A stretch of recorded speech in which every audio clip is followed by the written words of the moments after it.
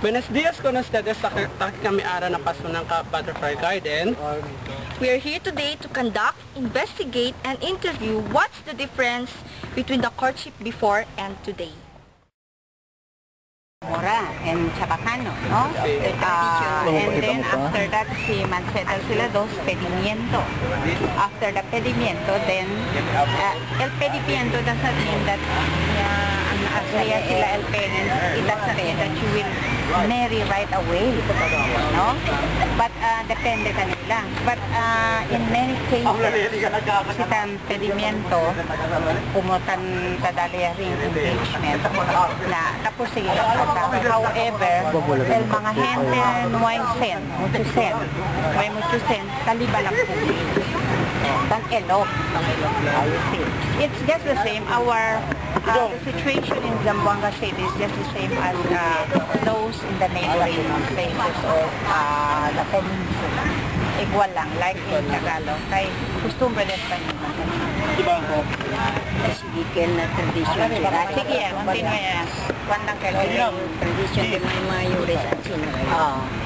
Ay pasagat po si primero, ay novio y novia, después subipidi con el tatay nana, después si regular el tatay nana, bonamente, tatay na yung bonamente kasama. Pero aquel habla sila, nisisita gayon. Sige, no mas hindi na nisisita habla sigat kita kay amugat el costumbre. Pati desisyon del parent, el parent. Sa buwanggenyo kita kaya rin Pati kami hindi kami tao sa otro lengguahe aquí. Lengguahe sa buwanggenyo. Buenos días con ustedes. Taki kami ta sa ka-videos para na testo kami na research ya muna sa Zamboanga Dila culture de antes hasta de ahora. Taki si Ma'am Rose, taki si Ma'am Rosario na kung kan kami pwede man-interview about the culture del Zamboanga. No? Ma'am, de antes ba del tradición del Zamboanga? Pakimodo ustedes el hombre ta inumura con ustedes. Hello. Conocihan primero, después na baile, así na baila. La parkel, hindi kami tan mirahan habla na camino. Hindi, pwede. Casa, taala. No manang no. Sige na. Yo antes, no puede tiene kami novio, pero no puede kami sin el permiso de tatay nana. O subí ka na una casa, pasya, por 2 horas. Limit Limit lang. Sí, podía le volver otra también semana.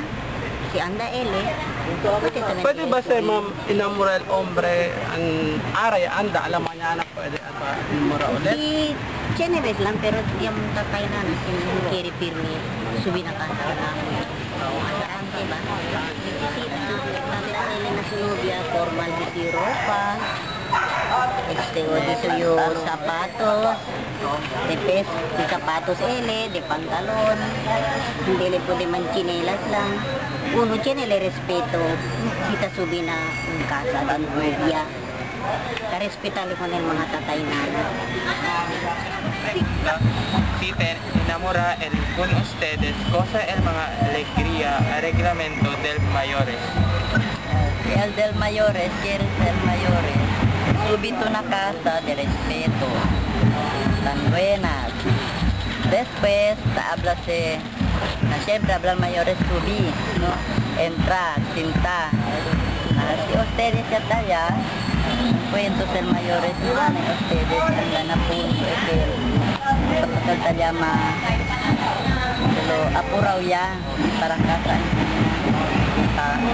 tiene esta condición para estudiar con anak kabar con el hombre manda distancia hindi firme junto para hindi sila pronto tipilahan relasyon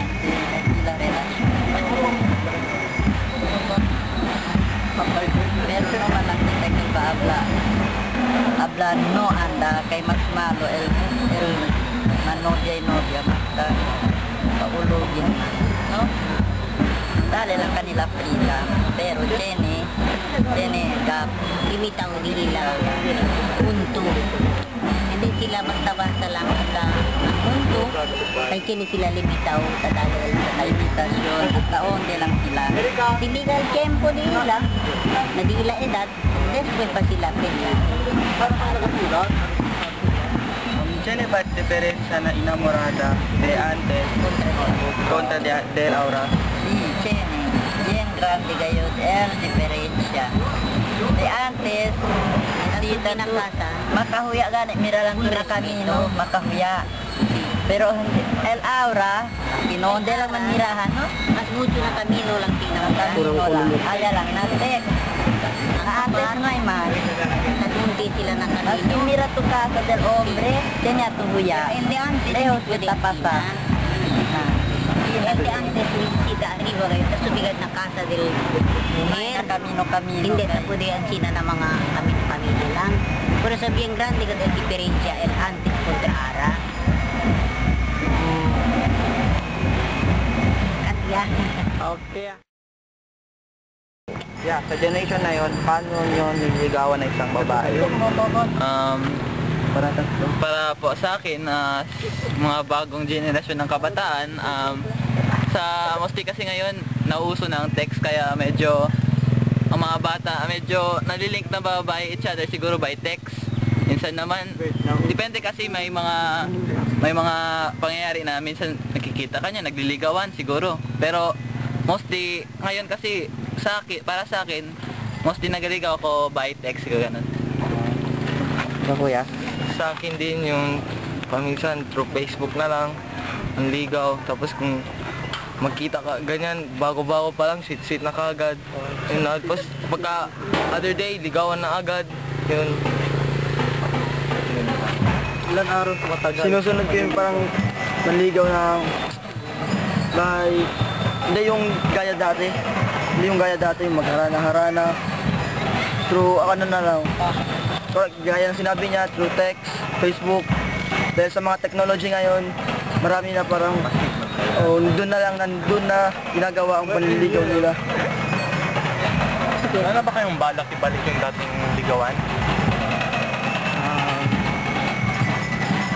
Tulad ng pagbigay ng letter, rosas. Parang nagawa namin na yun, pero yung last time nagawa ko yung pangliligaw na yun, yung effort talaga yun, banner ganyan. Can you be my girlfriend, ganyan. Ano nangyari? Tapos yun, busted na pala. Ayan naman pala.